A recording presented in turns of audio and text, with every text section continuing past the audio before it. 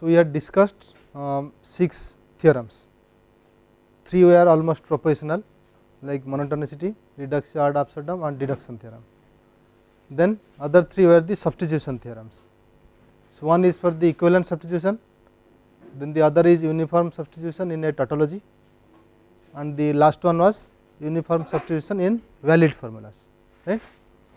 So, this requires first of all to have some valid formulas, right. If you have only propositional validity, then of course first uniform substitution in tautology itself does it, but then we need some more valid formulas for the application of the other theorem, right.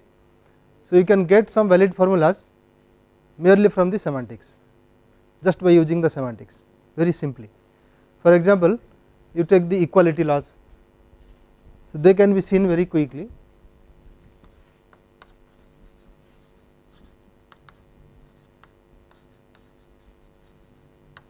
So, in laws of equality you will have say T equal to T, this is valid, right, it is obvious. So, because equality symbol is interpreted as the equality in the domain, right. So, some such simple things can be seen very quickly. For example, S equal to T is equivalent to T equal to S, right, there is nothing more to do. And similarly, S equal to T and T equal to R entails S equal to R,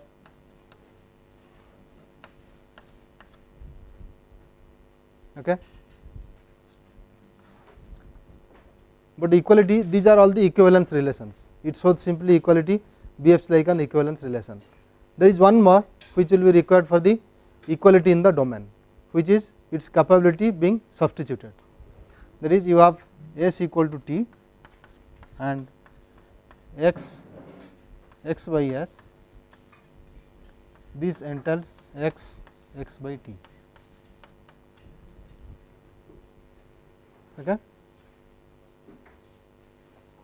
Is it clear? All that we wanted here is you have a formula where you have some occurrences of S, then you replace all those occurrences of S by the term T, then also you get the new one is obtained from the earlier, right. That is what it says. That is also obvious, is that okay? Similarly, you can have some others, say 1 point rule.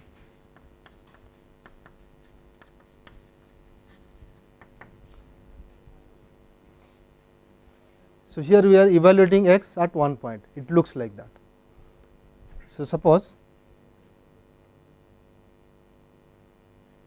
x does not occur in T,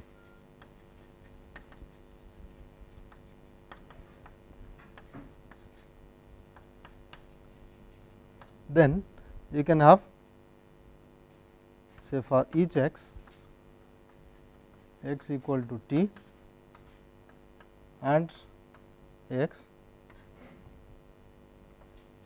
that entails x by T.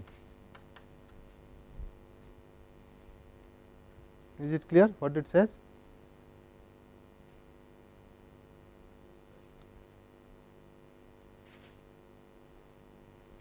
Even you can say for equivalence by only entailment.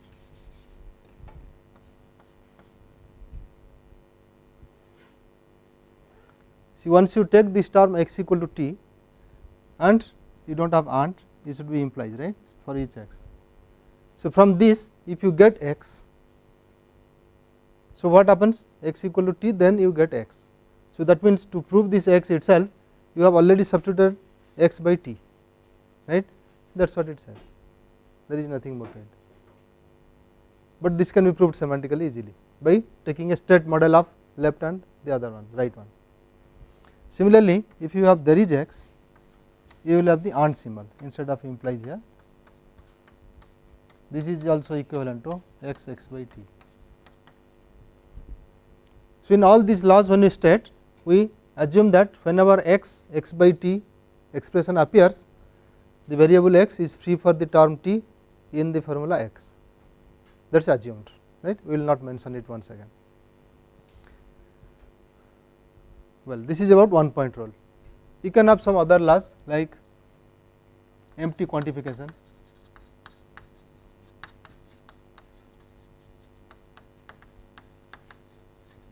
which says that if a variable does not occur in the formula, then you can quantify happily without changing anything, right. So, this says for each x, x should be equivalent to x itself, when if the variable x does not occur free in x. So, let us write this.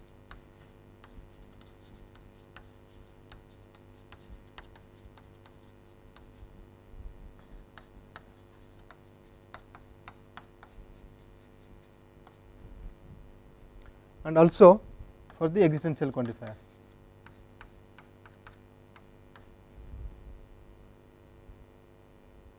right. So, which will be same thing as also x small x substituted by t, because vacuously nothing will be replaced, right. Small x is not free in x.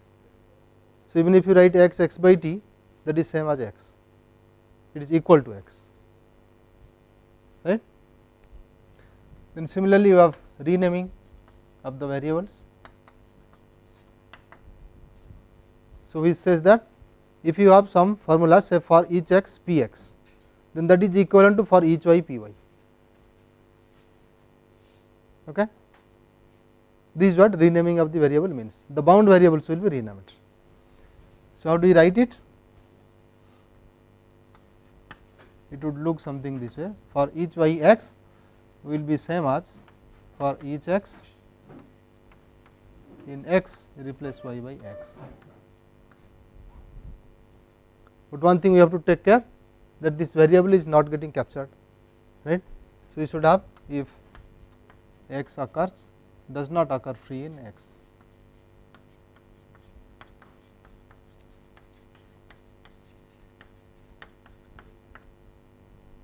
Then this should hold. Fine. Also same thing for the existential quantifier.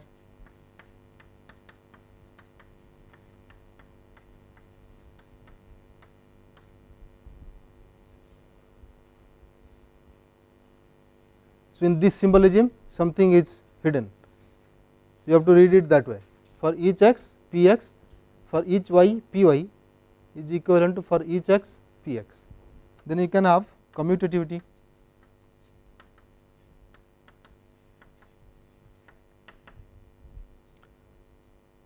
Well, this says for each x, for each y and any formula x, that is equivalent to for each y, for each x, x. You can interchange the quantifiers. Similarly, for the existential,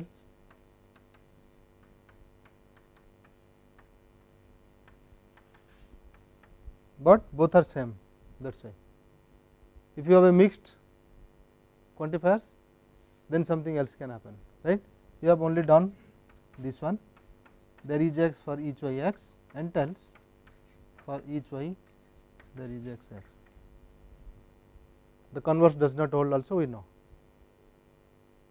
right. That is for each y there is x x does not in general entail there is x for all y x. In some cases it can. Then you have distributivity. This is a bit tricky, right. Let us see it. So, here you would get for each x, x and y is equivalent to for each x x and for each x y.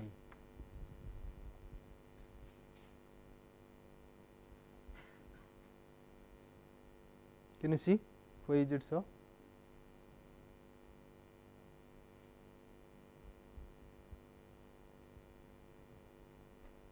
Yeah, is it clear?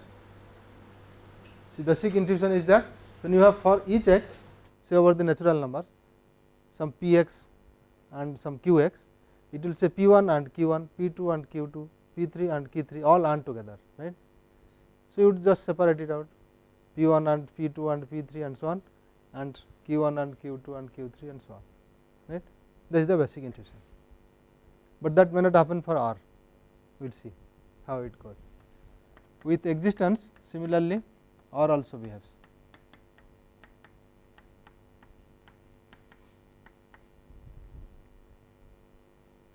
Because the existence itself means at least one, for at least one it holds. So, R itself should distribute. Now, if you change this AND to OR, then this may not hold, but at least one side would hold for each x x or for each x y entails for each x x or y.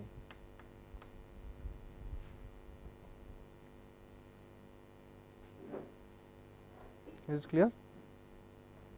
Because once you say this or this, at least one of this is true in any state. So, take in that state, suppose this one is true, then in the same state this is also true, right,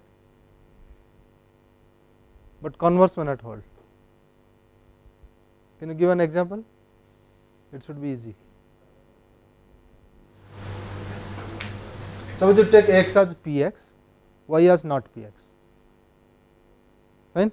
We want to see that there is a counter example to this.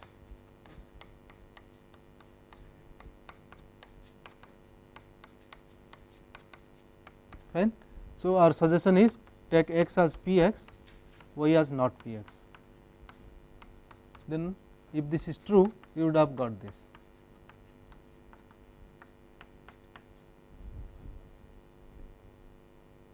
Right. So, when you interpret, this is a sentence. So, when you interpret, what will happen? For each x, you will be for each x in some domain D, right. Let us take natural numbers. P is the set of all primes. So, now this will say take any natural number, the natural number is either a prime or it is not a prime, which is true, right. On the right side it says every natural number is a prime number or every natural number is not a prime number, is a non prime number, right, not p x, that is false, right. It says either every natural number is a prime number, which is false, 0 is not a prime number, or every natural number is a non prime number, which is also false, because 2 is a prime number. Is that clear? So, this does not hold, but this holds. So, we have only one side here, entailment. Similarly, for there is x,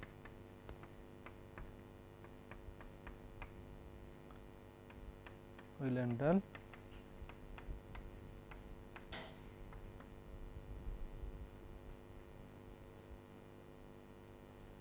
okay. Is this also clear the same way?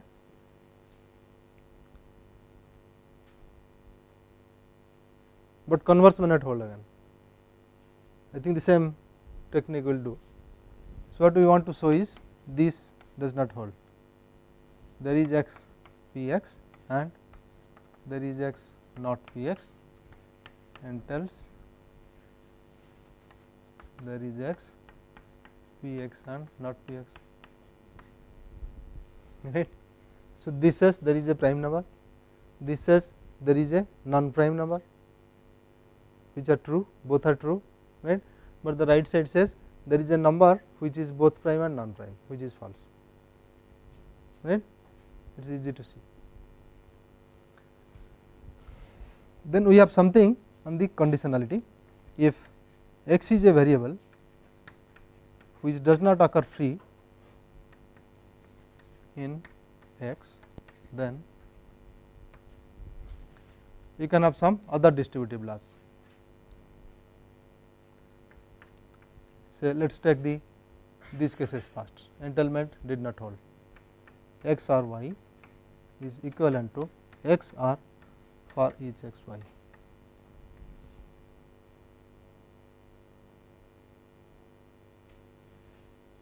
You can see why it is so. Once you say x is not free in x, it means as if x is not at all occurring in x, right, because you have renaming. So, you can rename the variables to something else, fine, all the bound variables can be renamed. So, x is not occurring at all, then it does not matter when you take it out, the same for each x will be remaining, that is what it says. You have just go to the details of the states and it should follow immediately, right. Similarly, you have there is x and y should be equivalent to x and there is x y. So, here it is also equivalent to there is x x, instead of x you can also write there is x x, because of empty quantification, x does not occur at all. So, it does not matter even if you have there is x x in the beginning, right. Similarly, on the other one also. Okay. You can extend it a bit to some implications. Say you have for each x, x implies y. Since x does not occur here, you can take x implies for each x y. Okay. Similarly, there is x, x implies y is equivalent to x implies there is x y. What about the other type? Say for each x, y implies x.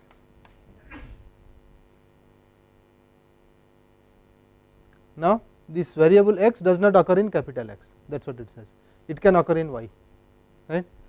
So, this will not be in general equivalent to for each x y implies x, it will be there is x y implies x.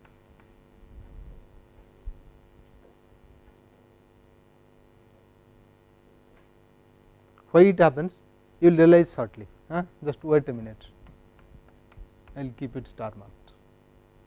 Okay. Similarly, there is x of y implies x will be equivalent to for each x y implies x.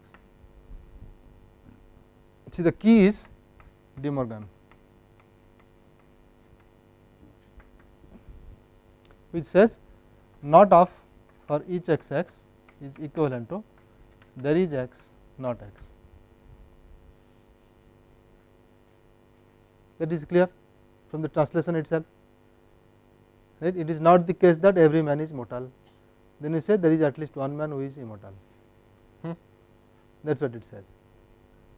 Well, similarly, you have not there is x x is equivalent to for each x not x, right.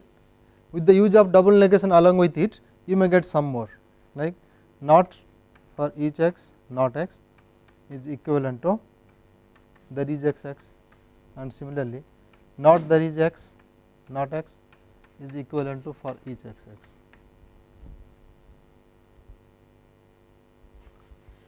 Now, if you use De Morgan here in the star mark, this will be for each x y implies x is equivalent to for each x not y or x.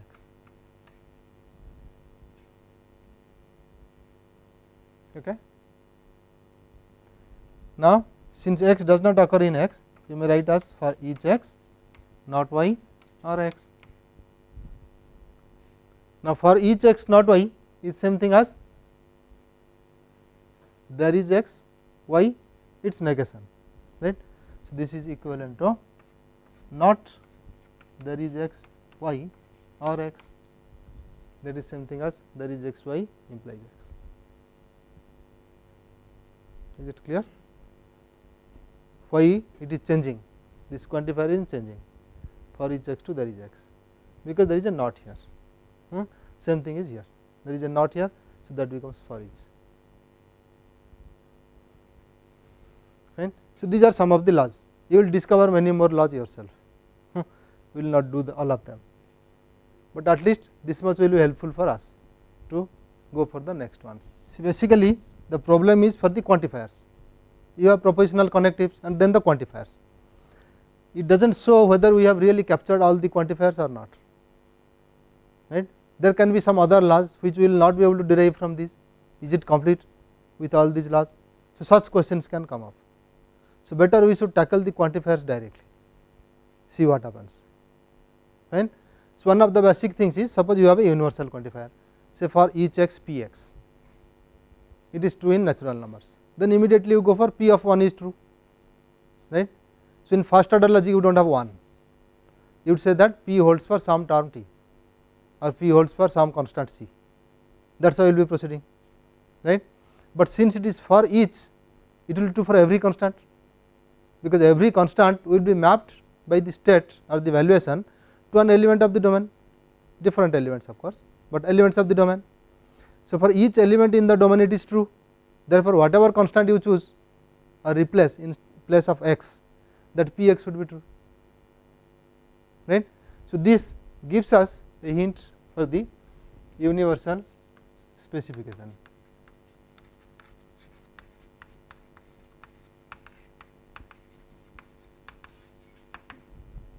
So, here it says from for each x P x, from this you can always conclude P T for any term T, right. This is what it is.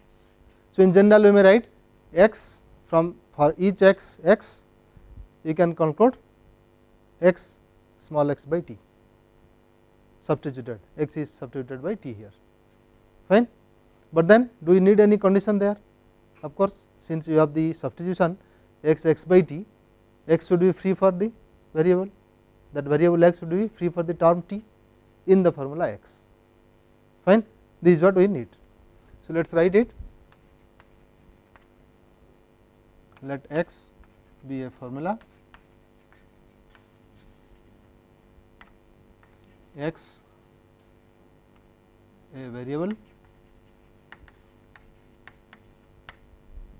and T a term such that x is free for T in x. That is the only thing we need. Then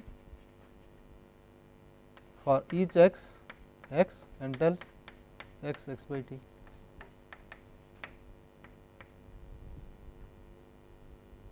Fine.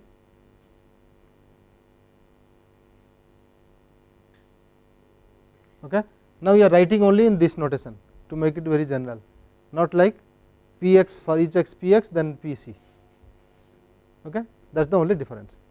So, you can read it that way, say P x here, so P of T, instead of small x T has been replaced. Once you start with reading that way, it will be easier to read the symbols also. So, just do not read x x by T, sometimes with an example see it what it is. Well, how do you prove it?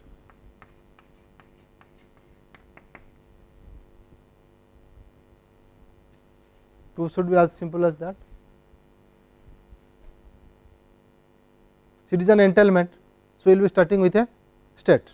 We do not know whether that on the left side for each x x is having a free variable or not. If it does not have any free variable, it is a sentence, you can go just for the interpretations, right. So, let us start with a state. Now, what happens? Suppose I L is a state, let us write the whole thing, is a state satisfying for each x x, fine. Then what happens? Then for each element in the domain, okay, what happens? I L x fixed to D satisfies x by definition of the quantifier for all, right.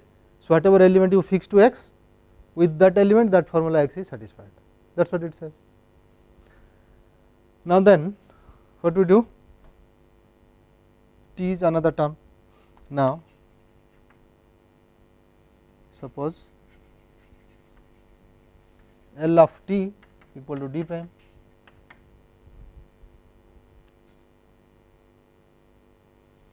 L is a valuation, so it also evaluates every term as an element in the domain, right. So, it might be some D prime, okay, L T equal to D prime. Then since this is true for every D, in particular we have I L x fixed to this D prime satisfies x,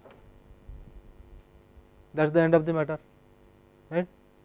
So, this says that I L satisfies x x by t, because t is fixed to d prime now, that is also L t, right, L of t equal to d prime. So, it is same thing as taking L x to t, that is the end of the proof. So, the same way you can have also existential generalization, see the duality.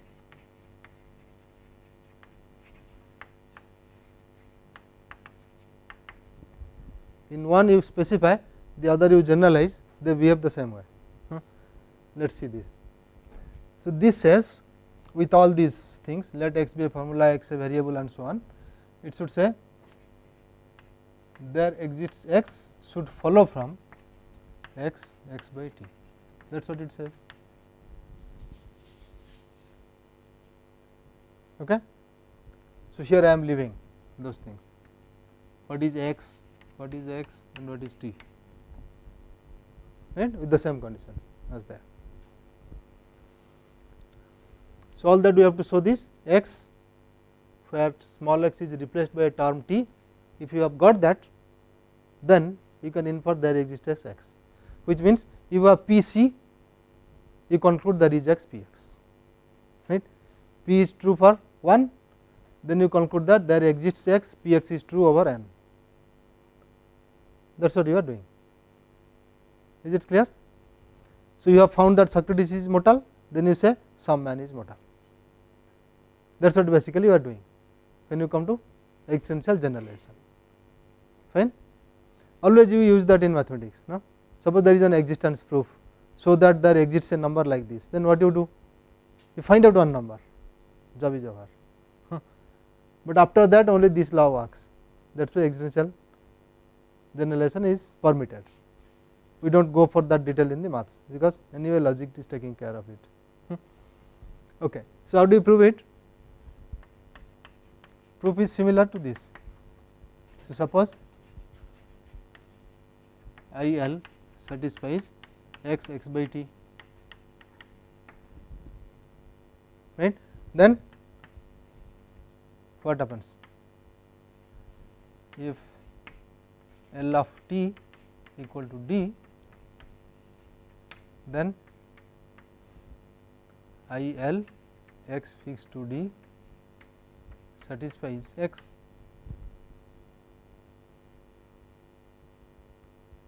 Okay. So, that is that for some d, that means for some d for some element in d, this d we have I L x fixed to d and tells x. So, I L satisfies there is x x, that is all. So, these are the easy consequences of the quantification.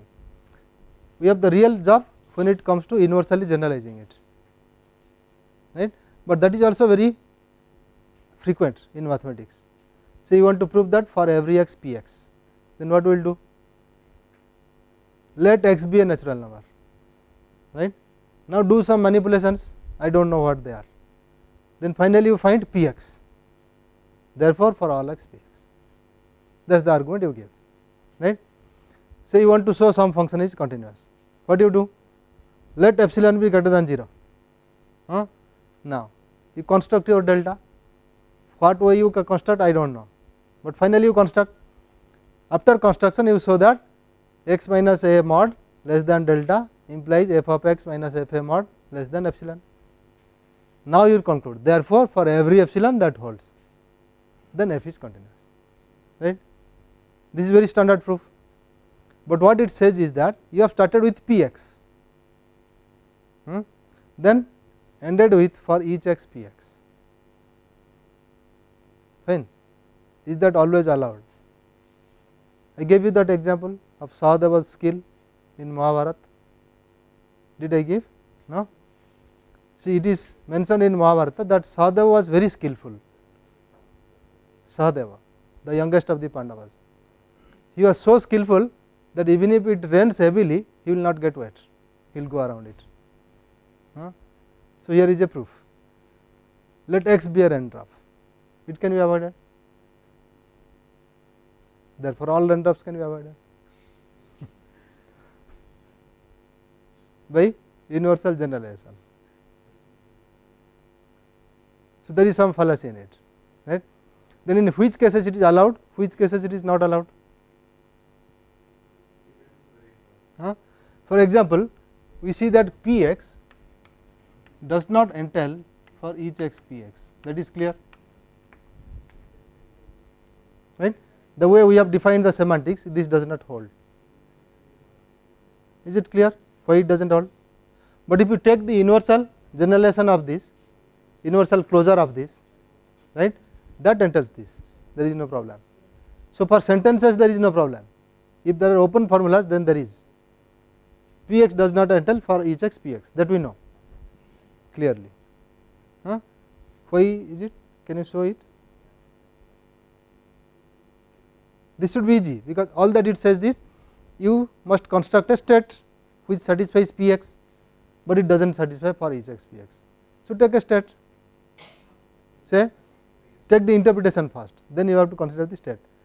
So, you have to take one interpretation where for each x P x does not hold, just the earlier one, say P is for prime, right.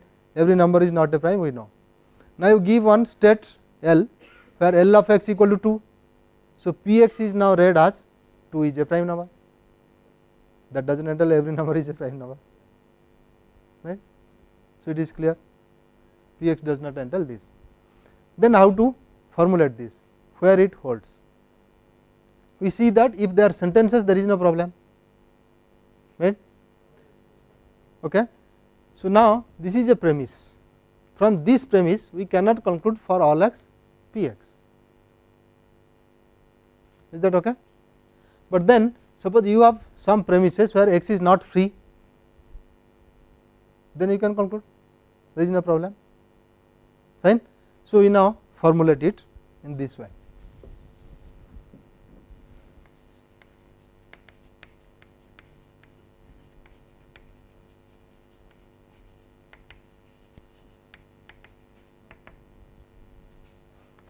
So, we should start with a set of premises, be a set of formulas x a formula,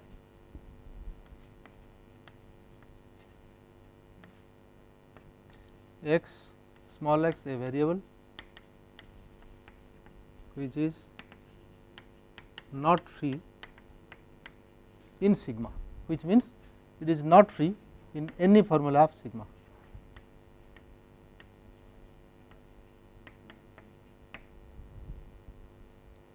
Right.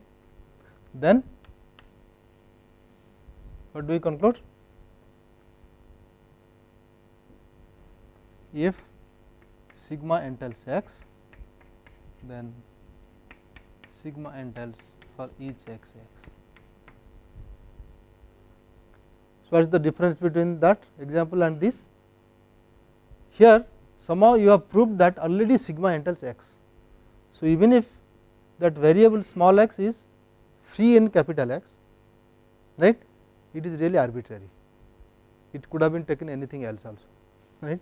That is the point, because otherwise from sigma entails x where x is not free at all, how can a free things come?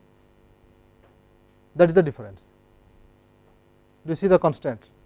Constant is, suppose this is P x, right, sigma entails P x, then what it says, in sigma that small x does not occur at all, it is not free. So, equivalent filtering does not occur at all. Now, how come this becomes free here?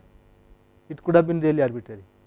So, that is the meaning when you say let epsilon be fixed but arbitrary in analysis. Okay. So, it says that I do not need this as a premise, from whatever premise it may be, it does not matter, for this x also this holds, therefore, for each x P x also it should hold. Okay. Is the formulation clear? Then we will go to prove it. Proof should not be difficult. So, what do you want to prove?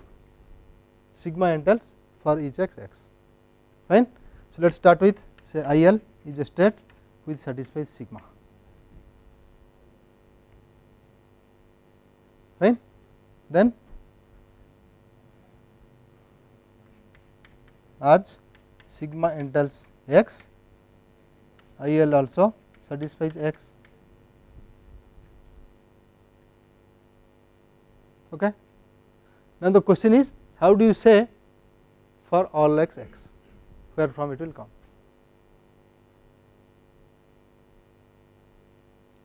You have done I L satisfies x, where small x can be a variable, it does not matter, right. So, if small x really occurs or it does not occur, then there is some difference possibly, right. So, it is really the interesting case is when small x really occurs. If it does not occur, there is nothing to prove, that you can take as a separate case. So, if x does not occur, then for each x x and x are equivalent by renaming by empty quantification, right. So, there is nothing to prove. So, let us take this case when small x really occurs in capital X, fine. Now, when you say I L satisfies x, you have L of x is some d in your domain, because it is occurring. Okay. So, then what happens is I L x fixed to d also satisfies x.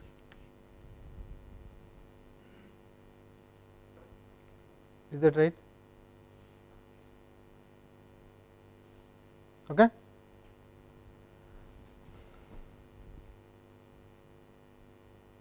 Is it clear?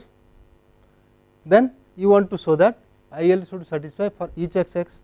We have only shown I L x fixed to d satisfies x. Is it true for every d?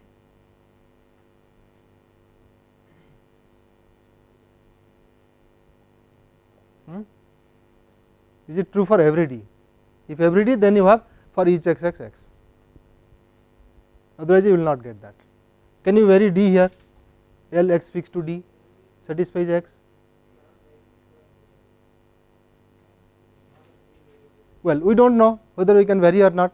So, let us take any other interpretation, any other state, say L prime. Okay. Now, what happens if you take I L prime x fixed to d, that will also satisfy x, because all that matters is x fixed to d, whether it is L prime or L. If L prime and L agree on all the other things, right, and you have x fixed to d, then whenever this satisfies, this also will satisfy. Do you see the reason here?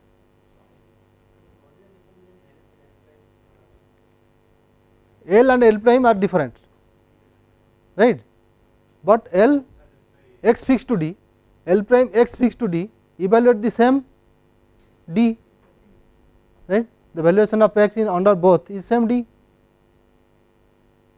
Is it clear? So, once L and L prime agree, okay, on all the variables except x, then we see that L x fixed to d is the same thing as L prime x fixed to d, because both of them evaluate x to d. Is it clear? So, really you can vary, and that is the point, that is the crucial point in the proof. Is it clear? Now, for every L prime or every d also you can take, does not matter, because you can vary this L prime. Is it clear? See, once we say L x fixed to d, this valuation will evaluate x to d always. Now, we are concerned about x to what? Other variables we are not concerned, right. They are L or L prime, we may say they agree from the beginning, let them agree on all the other free variables, right. X we are worried. Now, for x, L x to d or L prime x to d are same, both of them evaluate x to d. So, this says I L x fixed to d satisfies x and I L prime x to d satisfies x whenever L prime agrees with L except on X. This is what we have got. Okay. Is it clear?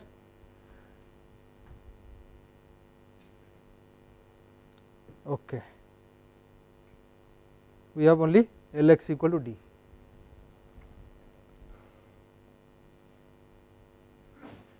Our aim is to show that I L satisfies for each x x. This is what we want to show, fine, or for each D in D I L x fixed to D satisfies x. This is what we want.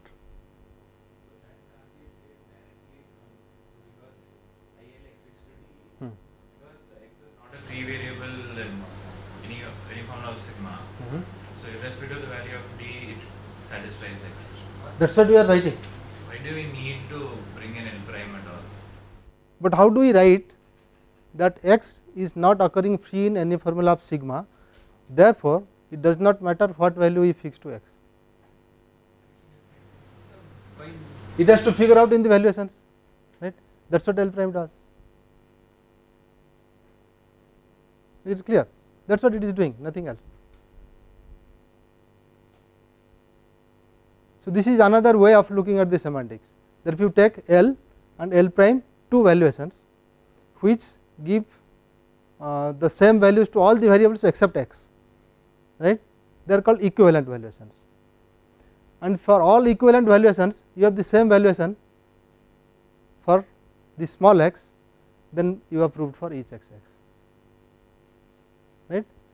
So, which says instead of varying the elements in the domain, you vary over the valuations, because anyway valuations will cover all the points in the domain D, right. So, it says for whatever L I take, L or L prime, whatever valuations I choose, I get always I L x to D satisfies x for each valuation L. Is that clear? So, this says not even D, we say that for each valuation L under I L x fixed to D satisfies x, right. Then from that it follows that I L satisfies x or I satisfies x. If it is a sentence, you can go for I directly, otherwise I L satisfies x, right. So, the crucial condition is this, that x is not free in sigma. If x is free in sigma, you cannot do that, because x is already fixed, you cannot vary the valuations now, that is happening, fine. Similarly, if you go for the existential specification, it gives a lot of trouble. Not only this much, there will be some more constraints. Let us see what is the reason. Okay, let us give an example why this gives problem.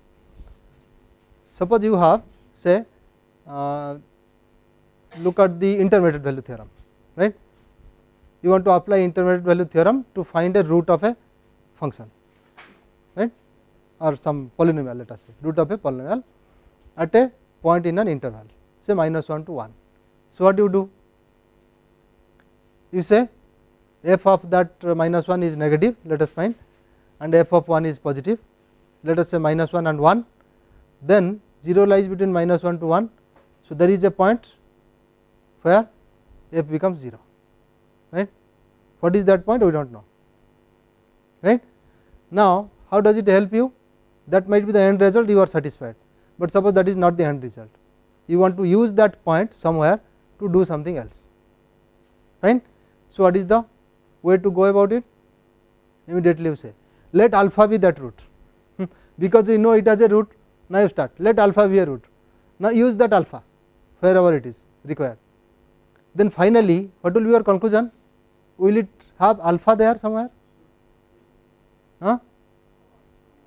If alpha is there, then your statement in the theorem should be, if alpha is a root of this, then, right, but usually it is not there, you have used it as a tool only inside it, right. So, that means in the theorem itself alpha does not appear, somehow it is eliminated, right, and you conclude something else. That is the usual procedure you do.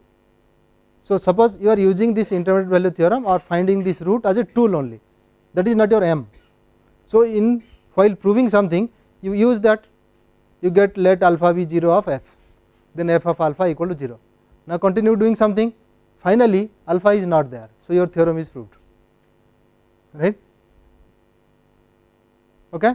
So, that is the scenario of existential specification. Can you say that there exists p x entails p alpha or p c? That is our point.